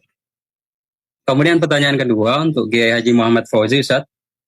Tadi Ustaz menyampaikan terkait tafsir, Ustaz. Ini menarik sekali karena saya juga dari prodi tafsir. Saya melihat bahwa di tengah masyarakat itu ada semacam sikap tidak inklusif atau tidak inklusif, Ustaz. Bahwa tafsir itu hanya dilihat sebagai sesuatu sebelah mata. Padahal tafsir itu siapa yang menafsirkan, coraknya apa. Misalnya begini, Ustaz. Al-Kasyaf itu ditulis oleh Zamakhsyari, kemudian diklaim bahwa penulis berakidah Mu'tazilah, tetapi para ulama mengklaim bahwa Al-Kasyaf merupakan tafsir versi bahasa terbaik. Artinya, Al-Kasyaf tidak ditolak penafsirannya kalau orang itu mencari penafsiran secara bahasa dan tidak perlu melihat akidah penulis. Tetapi dalam praktik masyarakat, itu pokoknya kalau penulisnya seperti itu, totalitas karyanya ditolak. Nah, sebenarnya ini bagi saya sikap-sikap seperti ini itu tidak ilmiah, terlalu kaku. Seperti misalnya, karena para mufassir itu akan mendekati berdasarkan bidang. Misalnya Ibnu Katsir mendekati Al-Quran lewat fikih Syafi'inya, dan akhirnya menjadi viral tafsirnya di Indonesia. Sedangkan Al-Jassas mendekati fikihnya lewat Hanafi, tidak begitu viral di Indonesia, tapi lebih viral di negara-negara yang akhirnya tan, seperti Pakistan, Afghanistan, dan lain-lain. Nah, ini bagaimana Ustadz menyikapi fenomena-fenomena sikap yang muncul di tengah masyarakat, dan apa nasihat Ustadz terhadap mereka-mereka sehingga sikapnya itu bijak, atau bahasa lainnya bersikap tawassut lah gitu, Ustadz. Demikian, Assalamualaikum. Ada 2 pertanyaan, saya ini dulu ya. Berikan kesempatan penyanyi yang kedua. Silakan. Saya Iwan Fuad dari Bangka Belitung, bertanya kepada para kiai di Jakarta terkait dengan tadi yang dijelaskan oleh Kiai Mustaqim, kemudian dibahas lagi oleh Pak Kiai Faiz terhadap standar keberkahan dalam melihat negeri-negeri. Kalau kita bandingkan antara nas-nas normatif Quran dengan yang di lapangan, yang fakta, bahwa sekarang kita melihat negeri-negeri kaum muslim ini kayak terlihat kurang berkahnya jika dibandingkan dengan negara-negara yang tidak berdasarkan ketakwaan atau iman begitu.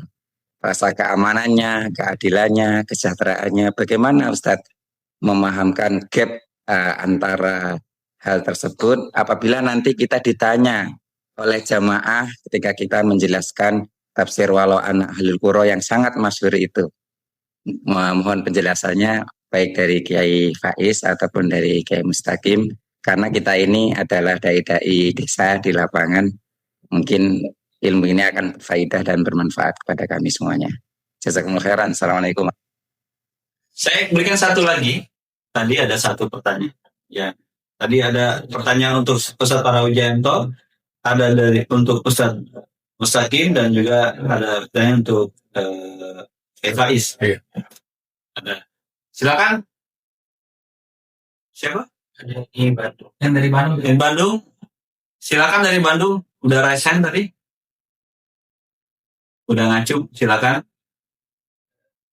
Bandung, Kabupaten. Sepertinya yang di masjid, di musola, Iya, di sekolah. Kamu udah pernah?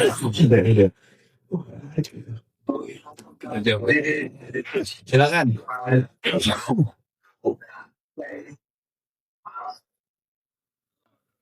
Oh, Ustadz Farah, Ustadz Mustaqim, dan baik. Semoga Allah selalu menjaga dan untung juga kita semua. Pertama ingin menyampaikan satu apresiasi bahwa yang kita lakukan siang hari ini insya Allah menambah optimis bahwa we can save our nation to the next generation. Insya Allah. Kemudian yang kedua, saya punya imajinasi Ustaz untuk betul-betul merealkan apa yang diinginkan oleh Founding Father, baldatun thayyibatun wa rabbun ghafur. Itu tidak bisa diwujudkan oleh tanda kutip kaum muslimin saja. Kenapa? Karena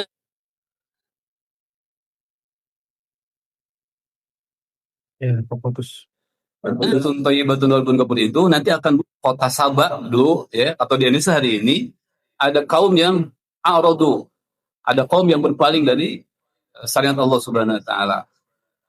Maka saya mempunyai juga imajinasinya, minimal kaum muslimin seluruh Indonesia melebur ke dalam satu wadah. Jadi tidak ada NU, tidak ada Muhammadiyah, tidak ada Persis. Kenapa? Karena akhirnya ormas-ormas ini menjadi bagaimanapun juga partikel yang akan menggugurkan jiwa kebangsaan kita. Karena sebagian kelompok ini dipolitisasi, akhirnya kita justru bertengkar hanya sebatas wilayah kaum muslimin. Kemudian yang kedua, kita betul-betul memahami bahwa sangat mungkin kehadiran tanda kutip non-muslim dengan catatan mereka orang-orang yang betul-betul yang tidak memerangi orang Islam dan kaum muslimin. Sehingga saya mempunyai harapan ya, kehadiran kita dengan aneka ragam etnis, dengan aneka ragam keyakinan agama dan sebagainya, harus penertiban bagaimana perbedaan agama itu tidak menjadi sumber pertikaian, sehingga kita bisa mewujudkan rumah Indonesia menjadi rumah kita bersama. Kan kita dasarnya memerangi orang kafir itu bukan karena kekafirannya, tapi karena mereka memerangi kita. Nah, maka sekali lagi mungkin itu satu apresiasi. Yang kedua, ide dan harapan. Kemudian yang ketiga adalah pesan kepada para penguasa untuk betul-betul menetralisir ya niat dengki, rencana buruk dari non-muslim untuk menimbulkan kekacauan di negara kita. Mungkin itu saja. Kami dari Bandung mengucapkan salam kepada seluruh pemateri dan ucapan Ramadan. Sekian, Assalamualaikum warahmatullahi wabarakatuh. Waalaikumsalam warahmatullahi wabarakatuh. Terima kasih Ustaz pertanyaannya. Ada 4 pertanyaan saya catat. Saya persilakan untuk masing-masing merespon mungkin 7 menit lah gitu. Karena kita akan berhenti di jam. Sementara silakan Ustaz. Baik, pertanyaan yang ditujukan kepada kami.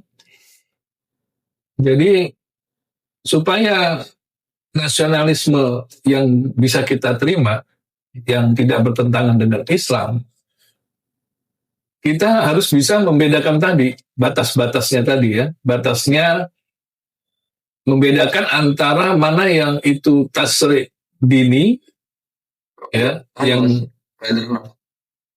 mana yang itu masuk dalam tasri' dini, ya, artinya ini berkaitan dengan hakimiyah, ya, dan mana yang itu tanzim idari, ya.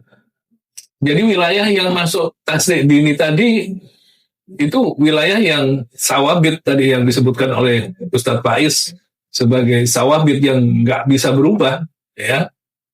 Nah, makanya tadi kan kita lihat kalau nasionalisme itu mengganti syahadat kita dengan nasionalisme, menyatakan bahwa bangsa menjadi sumber akidahnya, tidak mengakui agama dalam konstitusinya, ya kita tidak setuju, kan begitu. Nah, tapi ketika tasri' dini yang merupakan bagian daripada tauhid uluhiyah ini tidak diganggu, ya, itu kita harus bisa terima. Nah, artinya aplikasinya kebangsaan ini hanya di wilayah yang tadi disebutkan sebagai tanzim idari.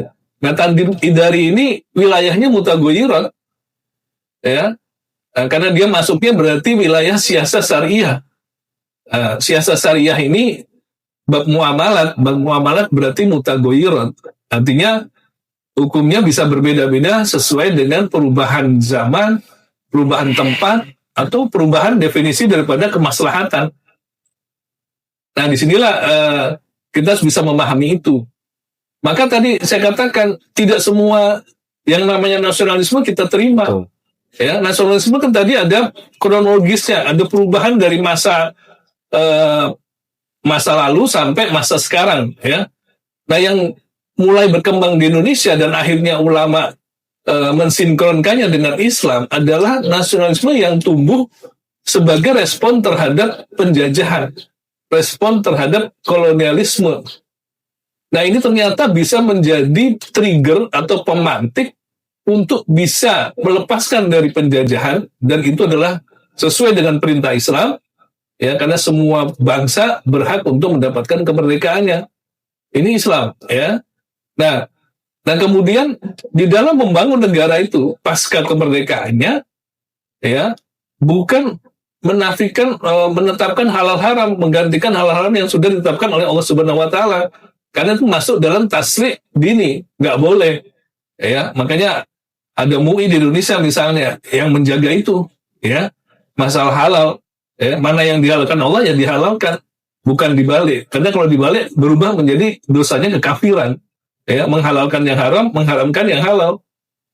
Nah, jadi ketika semua itu disiplin, jadi hanya wilayah tanzim idari, artinya prosedur untuk mengatur sebuah negara, dan itu adalah wilayah istihad, ya, wilayah yang memang diberikan pada penguasa untuk boleh beristihad, ya, misalnya supaya undang-undang lalu lintas dibuat supaya tidak terjadi banyak kecelakaan. Kecelakaan itu mudarat. Mudarat itu berarti bertentangan dengan tujuan syariat. Boleh, ya, itu wilayah istihad.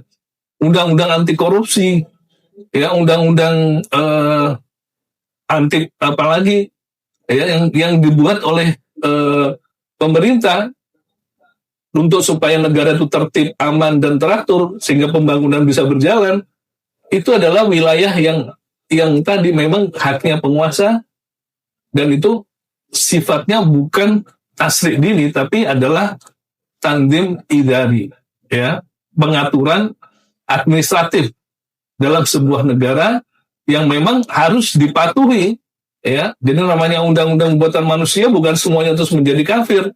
Kalau itu wilayahnya daerah tanzim idari tidak kafir, tetap harus dipatuhi, ya, karena kalau tidak dibuat undang-undang tidak dipatuhi ya nggak ada gunanya, dan ada sanksinya kalau melanggar.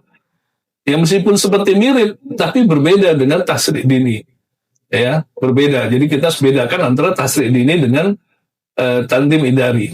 Nah, jika sudah bisa membedakan itu, kita bisa mensinergikannya, ya, karena kita bermain dengan yakin, bahwa nasionalisme yang seperti ini tidak bertentangan dengan agama, tapi bisa disinergikan dengan agama, bahkan bisa dijadikan sarana, wasilah untuk meninggikan agama. Ya, dan seperti Indonesia ini itu dipakai betul, ya. Jadi bisa nasionalisme menjadi alat untuk meninggikan agama. Demikian. Terima kasih Pak Soge. Terima kasih Ustadz Parojanto. Ke Ustadz Mustaqim ada 2 pertanyaan tuh. Beliau tadi tafsir penting sampai gitu. Oh ya. Silakan Ustadz. Ustadz Mustaqim, terkait dengan pertanyaan tadi, ada satu pertanyaan yang disampaikan kepada Ustadz. Bagaimana standar keberkahan sebuah negara atau negeri itu seperti apa standar keberkahannya? Padahal sudah Islam gitu, tapi tidak kelihatan berkah gitu. Menurut penanya, Ustaz. Baik, insyaallah. Nanti mohon Kiai Faiz lebih banyak memberikan nasihatnya nanti.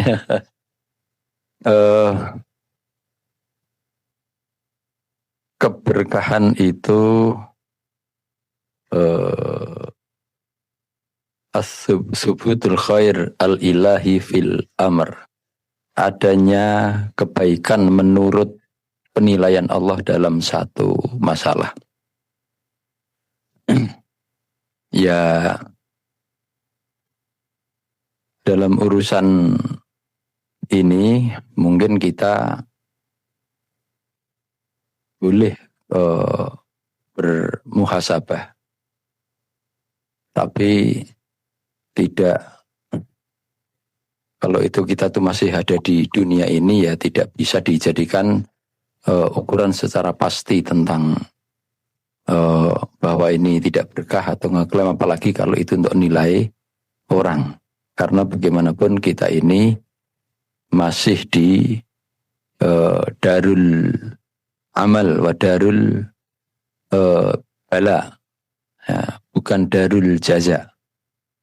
Sehingga kadang-kadang ya Allah itu kelihatannya musibah, tapi bahwa Allah itu la yuridu syarran mahdha, Allah tidak menghendaki kepada hambanya itu buruk semata-mata. Kalau ada khairihi wa syarrihi itu kaitannya dengan manusia. Sehingga ketika suatu negara misalkan terjadi petaka, terjadi ada musibah, itu langsung kita klaim itu kehilangan keberkahan. Sama sekali tidak bisa, karena ini di urusan, ini adalah darul imtihan.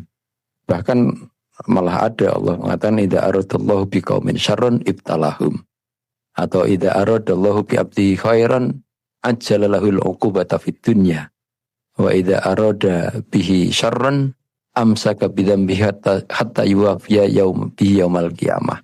Jadi tidak bisa kalau sekarang itu kemudian misal ada bencana, ada berbagai petaka, kemudian kita mengeklaim itu tidak berkah. Tidak bisa, karena kadang justru Allah itu menghendaki dibalik hal yang tidak baik menurut manusia itu, karena Allah menghendaki kebaikan. Yang penting bahwa manusia itu selalu mengembalikan kepada Allah dan selalu berusaha mencari, mengiktibari, mengambil hikmah. Tapi yang jelas asbabul barokah, asbab keberkahan itu ya banyak. Ya pertama ya takwa Allah, yang kedua banyak amalan-amalan yang sifatnya sosial, amal istimai, itu juga menyebabkan keberkahan, seperti husnul muamalah, baik dalam bermuamalah, seperti juga menegakkan keadilan. Jadi kalau mungkin indikasi bahwa kan yang namanya keberkahan itu adalah jundun khafi yang oleh Allah, tentara yang tersembunyi yang oleh Allah Subhanahu wa taala turunkan kepada hambanya yang jelas kalau ada nasihat ulama bahwa al barakatu mahalla fi qalilin illa katsar wa fi katsirin illa nafa.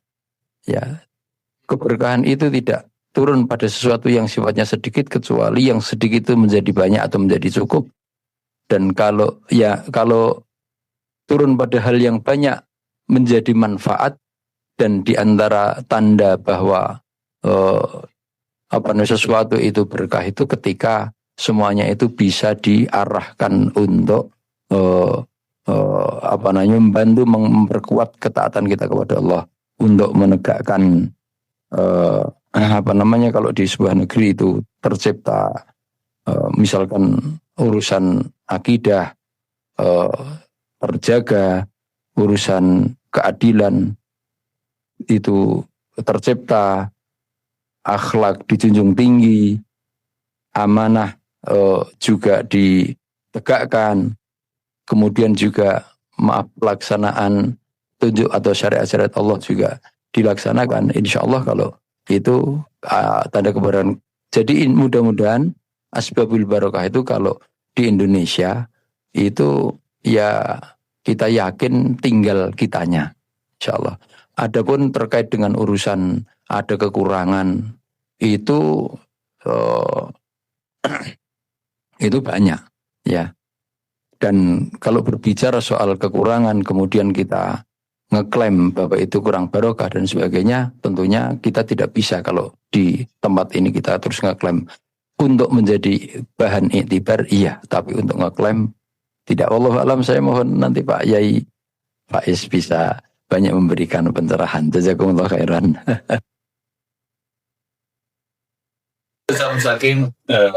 Kita geser ke Faiz. Iya, baik. Bismillahirrahmanirrahim. Saya ingin menjawab persoalan yang khusus tadi disampaikan kepada saya terkait tafsir.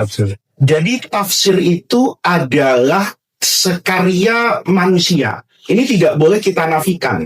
Tetapi karya manusia ini itu lahir dari kapabilitas dan integritas seseorang. Oleh karena itu dalam tafsir tadi, karena ini waktunya sempit ya Mas Oki ya, saya hanya ingin membahas misalnya kaitan dengan Mu'tazilah ini. Bahwa Al-Kasyaf itu, Imam Az-Zamakhsyari itu dikatakan beliau berakidah Mu'tazilah, tetapi kemudian dalam ilmu bahasa Arab huwa imam. Gitu loh. Bahkan saya sendiri itu ketika mengambil inspirasi dari kekayaan bahasa Al-Quran dari aspek balaghahnya, itu tetap menjadikan Al-Kasyaf itu sebagai rujukan kelas atas ya. Ini adalah orang yang memang dikaruniai oleh Allah kemampuan dalam berbahasa. Saya ingin mengambil satu benang merah dulu ya, bahwa semua firaq Islamiyah itu lahir sebetulnya ya, kecuali nanti dalam catatan tertentu Syiah ya. Tapi di luar itu sebetulnya bihusnin niyah. Niatnya itu baik. Kalau kita lihat tampilnya ke kelompok Jahmiyah, Mu'tazilah, semualah ya. Itu kan pasca kejadian Siffin kan. Ketika kejadian Siffin nanti yang melahirkan Khawarij misalnya, dan melahirkan pendukungnya Sayyidina Ali yang dipahami Syiah, kemudian nanti berkembang jadi Qadariyah dan sebagainya. Itu kan karena munculnya kondisi yang tidak pernah dibayangkan oleh generasi terbaik di masa itu, perang antar sahabatnya sesama muslim. Lalu ditanyakan, ini pertanyaan sederhana loh, kok kita bisa begini sih? Dijawab sama orang secara dia sudah takdir. Lalu ditanya lagi, takdir itu apa? Ketentuan Allah. Loh, semuanya ditentukan Allah. Maka timbul pertanyaan, apakah Allah menciptakan kebaikan dan keburukan? Nih, maka terus begini lahir. Nanti karena ada, sadar dia. Masa iya sih saya sholat seizin Allah kan? saya na'udzubillah mencuri, apa iya seizin Allah? Kalau itu seizin Allah, lalu di mana keadilan Allah? Nih lihat. Yang satu dimasukkan surga seizin Allah, yang satu dimasukkan neraka seizin Allah. Nih, ini kan sebetulnya tidak memahami dalam ilmu kalam nih. Jadi kita juga jangan antipati loh terhadap ilmu kalam yang kemudian dibedakan dari tauhid. Padahal ini mendukung tauhid. Karena di situ nanti akan merinci al-Asy'ariyah misalnya bedanya iradah dengan ridho gitu loh. Sehingga ketika Allah misalnya nih ya, kan masya Allahu kana wa ma lam yasha' lam yakun. Berarti keburukan ini berarti kan di masyiatullah. Nah, ini sebetulnya berpisahnya nanti ahlu sunnah dengan Mu'tazilah. Kenapa? Karena Mu'tazilah itu dalam benak dia itu selalu memandang baik dan buruk itu pada hakikat. Sementara ahlu sunnah itu pada hakikatnya Allah tidak pernah menciptakan kebaikan dan keburukan. Tapi Allah menciptakan segala sesuatu pada kesempurnaannya. Sempurnanya lalat tuh ya begitu Mas Oki. Kalau lalat itu dari emas, mungkin kita memulung di tempat sampah. Maka indahnya sempurnanya kucing ya seperti sempurnanya Sayyidina Umar ya begini. Sempurnanya Fir'aun sebagai contoh buruk yang harus kita hindari ya seperti. Maka kata ahlu sunnah, iradatullah itu terpisah dengan ridho. Betul ada orang yang berbuat kezaliman, semuanya itu tahta masyiatillah, tetapi tidak diridhoi oleh Allah. Nah, di sini kemudian kita katakan bahwa akidah Asy'ari yang saya pahami itu selalu mengajarkan kepada saya untuk sholat. Sekalipun di belakang orang Mu'tazilah. Kenapa? Karena sejatinya dia itu mencintai Allah. Dia itu tidak ingin di masa itu Allah terkesan zalim. Soal dia nanti salah jalan, ya orang tidak dihakimi karena kesalahan jalannya. Selama saya nggak mau. Nanti ada orang beranalogi Allah itu zalim. Kenapa si A diberi taufik untuk sholat tarawih? Kenapa saya dibiarkan tidur oleh Allah? Nah, ini yang kemudian membuat citra Allah itu menjadi tidak baik. Maka oleh Mu'tazilah dinafikan ini. Yang namanya takdir. Tidak dimasukkan bagian dari rukun apa ini? Iman. Niatnya apa? Mensucikan Allah ini sebetulnya. Gitu loh.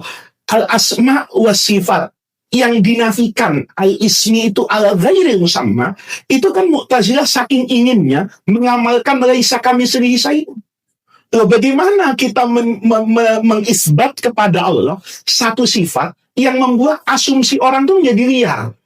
Tangan Allah. Loh, kalau gitu Allah punya tangan. Sampai kadang-kadang saking hebatnya ini keinginan mensucikan, itu muzakkar muannas dihilangkan. Karena Allah itu terlalu muzakkar katanya. Huwa, enggak hiya. Kan begitu lah. Ini kalau kita katakan, ini cuma salah jalan. Tapi kesalahan yang ini itu tidak menafikan bahwa mereka juga lautan ilmu. Ya, Mu'tazilah itu punya kontribusi besar loh dalam melahirkan ilmu mantik, dalam melahirkan ilmu analogi usul fikih. Sehingga nanti kita ini yang paling penting itu bukan mempercayai semua tafsir. Tapi ketika mempelajari tafsir, ini nggak bisa berdiri sendiri. Harus punya ilmu sampingan nih Mas Sauki. Kayak kita di pesantren. Kan diajarin nahu, sorof, balaghah. Diajarin fikih, usul fikih. Diajarin banyak keilmuan. Sehingga nanti perangkat ini yang bisa memilah. Oh, saya ngambil dari Imam Zamakhsyari. Itu pada aspek bahasa. Pada aspek misalnya hukum fikih. Tapi saya nggak ikut beliau nih. Kalau sudah bicara tentang takdir, saya ikut Imam Ghazali, saya ikut tadi disebut Imam Ibnu Katsir. Tapi ada beberapa juga yang mungkin kita harus tinggalkan.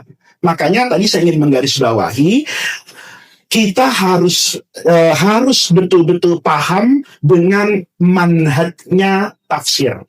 Menafsirkan itu kan diikat dengan ilmu. Adapun yang beliau sampaikan warna itu bebas, gitu loh. Saya punya warna. Karena saya lebih banyak ngajar fikih, maka setiap ayat Quran itu saya seret ke ranah fikih kan. Dalilnya kunut subuh apa? Saya cari di Quran. Kenapa? Karena saya suka kunutan subuh. Sederhana gitu loh. Sementara Imam Zamakhsyari karena sukanya bahasa. maka dia akan menggunakan aspek kebahasaan. Misalnya gini loh, batal tidak batalnya wudhu, itu kalau bersentuhan dengan syahwat, itu yang memenangkan, itu bahasanya. Karena ayat Qur'annya bunyinya, au la mastumun nisa. Nanti ada hadis nih, man salaka tariqan yaltamisu. Maka kata Imam Malik, dan ini saya ngambil dari ilmu bahasa nih, bahwa ilmu bahasa pada titik tertentu itu bisa saja mendukung pendapat orang. Kata Imam Malik, kalau saya bersentuhan dengan wanita, itu batal atau tidak batalnya, itu kalau syahwat. Kalau tanpa syahwat, walaupun cantik, tidak batal saya. Walaupun sulit ditemui hari ini. tapi kalau memang tidak ada syahwat, tidak batal. Kata Imam Malik, kenapa? Ini bukan persoalan hadisnya. Ini bukan saya tahu hadis itu, tapi saya hati-hati lihat bahasa Arabnya, bahwa al-lamsu itu ada makna at-tolak. Laki meminta kepada perempuan dan perempuan meminta laki, itu bukan persoalan saya kenapa nikah, saya supaya ada yang masakin, ya nikah aja mau warung. Saya nikah mau ada yang nyucikan, nah nikah mau laundry, ya enggak lah. Butuhnya itu kan syahwat. Maka ketika syahwat, kata Imam Malik, karena ayatnya pakai la masa yulamisu, itu menjadi, itu warna namanya. Warna kebahasaan yang bercampur kepada apa ini? Imam Abu Hanifah sama. Karena qiraat yang 6 itu bacanya pakai mat tabi'i, la mastum, itu dari aspek bahasa, wazannya fa'ala yufa'il, mufa'alah. Kapan interaksi itu? Maaf kalau berjima. Kalau tanpa jima, tidak batal puasanya. Imam Syafi'i ilmunya beda lagi lihat nih. Nah, ketika kita membaca tafsiran ini, jangankan Zamakhsyari, pada aspek yang menentukan sah tidaknya sholat kita, wudhu, itu kita lihat mazhabnya Imam Syafi'i bersentuhan, asal nyentuh batal. Imam Abu Hanifah hanya mengatakan batal kalau terjadi persetubuhan. Imam Malik bilang batal kalau merasa enak. Ini tuh pertanyaannya kan, tafsir siapa yang mau kita ikuti? Nah, maka yang kita ikuti itu nanti akan berdasarkan ilmu masing-masing. Imam Syafi'i itu ilmu kehati-hatian, Imam Malik itu standar makna dalam bahasa Arab, kemudian Imam Abu Hanifah ramuan wazan sorofnya. Nanti mereka masing-masing nih akan nyari hadis nih yang mendukung pendapat mereka. Yang benar siapa? Insya Allah tiga-tiganya yang benar nih. Ya, tergantung dasar kita. Jadi kita nanti ini tidak kemudian memilih tafsir tuh. Enggak, saya ikut Imam Syafi'i punya alasan. Kayak kita nih nyari guru. Mungkin saya ikut beliau, kenapa lebih tua, biasanya lebih tua ini sama dunia udah hatam ya. Saya nggak ikut yang dia, kenapa? Itu Faiz badannya gemuk, kayaknya banyak makan nih, saya nggak percaya. Ya nggak apa-apa, tapi semuanya dibangun dengan apa itu? Alasan. Nah, itu cara kita membedakan tafsir. Jadi pesan saya kepada Mas Zen tadi, kalau Anda ingin membaca tafsir, Anda juga jangan putus dengan guru.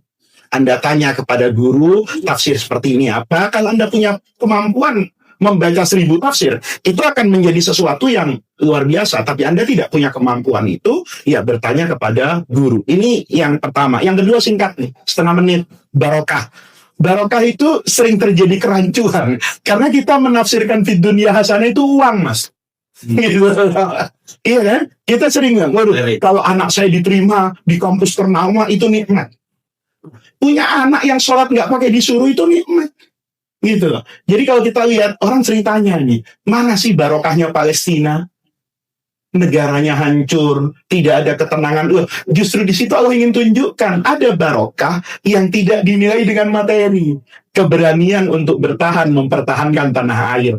Keyakinan bahwa satu hari pertolongan Allah itu akan datang, itu bagian dari barokah. Kita di Indonesia ini jangan ngelihat kalau keluar masjid sendalnya hilang, sementara di tempat lain sendalnya nggak hilang. Berarti itu barokah. Belum tentu, kata Kiai Mustaqim tadi. Keberkahan itu kan kebaikan kita kepada Allah. Jadi kalau di satu negeri kita masih bisa terawih, masih bisa belajar secara terbuka, kayak di Indonesia ini, saya selalu jujur Mas Sauki ya, paham keagamaan, praktek keagamaan ini Indonesia bagus banget loh, ya. Libur Lebaran panjang, mau Lebaran dikasih THR. Negeri Muslim mana yang ngasih THR itu mana? Tadarusan pakai speaker itu masih diakomodir. Indonesia itu bagus sekali. Makanya berkaitan dengan Al-Hakimiyah tadi, saya ingin tutup nih pertanyaan supaya menggambarkan secara keseluruhan. Kita ini sering mengatakan bahwa hukum itu harus sesuai dengan Quran dan hadis. Padahal kalau kita boleh bikin angka nih, Mas Sauki ya, 98% Islam itu sudah ada di Indonesia. Yang tidak ada cuma aspek pidana kan. Coba bayangin. Jadi jangan dibayangkan kalau kita berhukum kepada Allah, itu semuanya ada di Quran dan hadis. Enggak ada. Kalau seperti itu Islam akan kaku kan. Yang ada, yang saya bilang tadi sawabit, ada mutaghayyirat. Tadi Ustadz Farah bagus sekali. Undang-undang lalu lintas, itu dalilnya ada nggak di Quran? Ada nggak hadis Nabi? Ada. Tapi global. Misalnya Nabi bersabda, la dororo wa la dirar. Jangan membahayakan dan jangan dibahayakan. Kata Al-Quran, wa tulqu bi aidikum ila tahlukati. Jangan lempar dirimu kepada jurang kehancuran. Kalau saya di pertigaan, itu tidak ada lampu merah, itu melempar diri saya ke kehancuran. Karena saya tidak tahu siapa yang berhenti dan siapa akan melaju. Ketika misalnya ada orang peduli dengan lingkungan hidup, lalu gas emisinya tidak sesuai standar Euro 5, itu bisa saja polisinya nilang dia. Itu bukan karena undang lalu lintas. Kalau saya jadi polisinya nih, saya bilang, turun kamu, ini bismu ngepulkan asap hitam, Anda melanggar perintah Nabi. Kaget ya? Perintah Nabi yang mana Pak? La dororo wala dirar. Nah lihat ya, yang seperti ini nggak dilihat gitu. Jadi Indonesia itu hakimiyahnya itu sudah kepada Quran dan hadis. Hanya pada aspek pencuri dipotong tangannya, hanya pada aspek pembunuhan berencana, sekalipun pasal di KUHP itu tetap menyediakan ruang untuk hukuman mati misalnya. Jadi kalau kita bilang Indonesia ini Islami enggak? Islami kalau pakai kacamata fikih. Kenapa? Karena Imam Ghazali saja punya kriteria rezeki ini. Kalau banyak bercampur antara al-halal wal-haram. Tapi kita tahu yang mayoritas itu halal, tapi tidak bisa kita pastikan. Kita dikatakan riba al-halal. Maka kita boleh pakai uang di kantong kita. Padahal uang ini nggak tahu nyebar kemana-mana, dari BI turun kemana, nggak tahu. Ada yang lewat aspek jual beli, ada yang lewat rentenir, ujungnya sampai ke kita. Kenapa? Karena ini konsep kayak begini. Nah, hakimiyah ini lihatlah seperti itu. Jadi tidak semua itu langsung ada di Quran dan hadis. Yang ada di Quran dan hadis itu hanya sedikit dari aspek hukum secara keseluruhan. Yang lainnya itu, makanya dalam Islam itu ada namanya kisos, ada namanya had, ada namanya takzir. Takzir ini ijtihadul hakim. Di Indonesia namanya KUHP. Gitu. Dan takzir itu disepakati oleh semua fuqaha, itu mengambil lebih dari 90% loh. Hukum di dalam Islam itu basisnya adalah takzir. Gitu Mas Elki. Jawabannya. Terima kasih, mencerahkan sekali tentunya untuk para penanya dan kita semua, baik yang di studio maupun yang di ruang Zoom. Semoga apa yang menjadi kajian kita bisa sampai jam 15.02. Jadi kami rasa cukup, rekan-rekan semua yang di ikhwan-ikhwan yang ada di Zoom dan yang ada di studio, yang juga ada di Sekretariat Rumah Wasatiyah. Terima kasih atas kehadirannya dalam kajian Ramadan kali ini.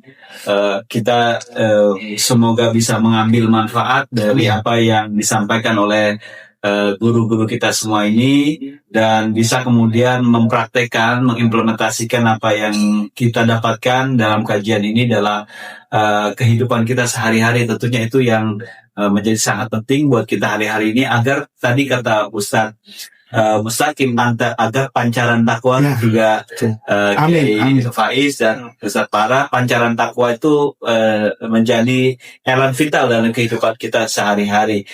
Terima kasih, mohon maaf kami dari Rumah Wasatiyah. Semoga kita bisa jumpa lagi dalam kajian lain di Rumah Wasatiyah. Terima kasih, mohon maaf apabila banyak penanya yang tidak bisa kami akomodir. Kepada narasumber kami mohon maaf apabila hal-hal kurang dirasakan kurang nyaman. Terima kasih. Wassalamualaikum warahmatullahi wabarakatuh. Waalaikumsalam warahmatullahi wabarakatuh.